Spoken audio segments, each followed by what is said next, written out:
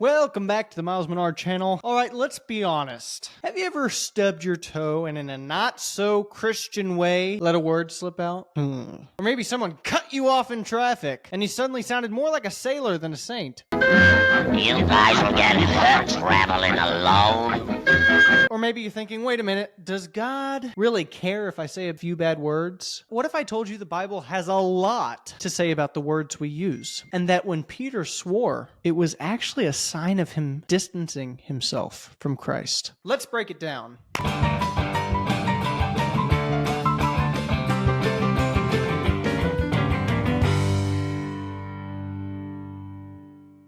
So is it really a big deal if a Christian swears? I mean, we're saved by grace, right? I mean, after all, doesn't the Bible say what's in our heart is what really matters? Some argue that as long as we're not using the Lord's name in vain, swearing isn't really a sin, but it's more of a cultural thing. Let's break this down biblically. First thing we got to realize is that words matter to God. Matthew 12:36-37 says, I tell you, on the day of judgment, people will give an account for every careless word they speak.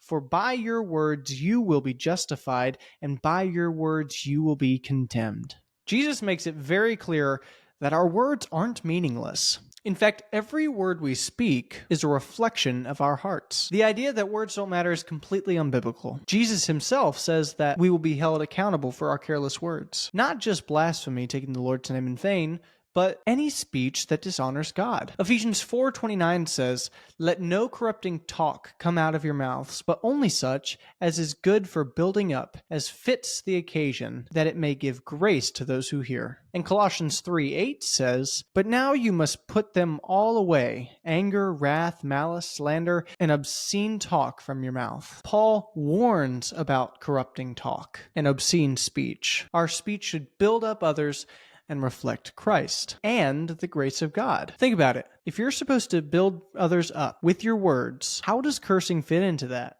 When is it ever necessary to curse when you're building someone up or encouraging someone? Does swearing ever make anyone more like Christ? Does it ever glorify God?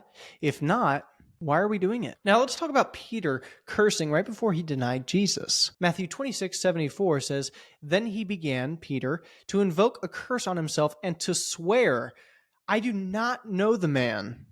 And immediately the rooster crowed. Before Peter denied Jesus, he started cursing and swearing. Swearing was part of his separation from Christ. In fact, it was supposed to show the person in front of him whom he was speaking to that he is not in any sort of relation to Christ. Peter didn't just deny Jesus. He started swearing while he was doing it. Why?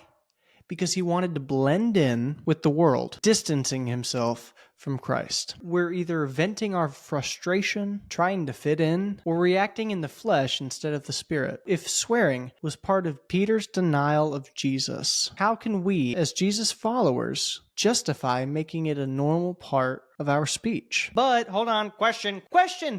Go ahead, Miles. What if I've already been swearing? 1 John 1:119 says, if we confess our sins, he is faithful and just to forgive us our sins and to cleanse us from all unrighteousness. If you've been using bad language, don't just try harder. Ask God to change your heart because your language is a reflection of your heart. And when your heart changes, your words will too. Our words matter to God, and we are called to speak in a way that honors him and that sets us apart from the world. And if you're struggling with this, there's grace. But let's not settle for justifying our sin. Let's pursue speech that reflects Christ. What do you think? Have you struggled with this? If this video helped clarify things for you, make sure to like, share, and subscribe. I'm Miles Menard.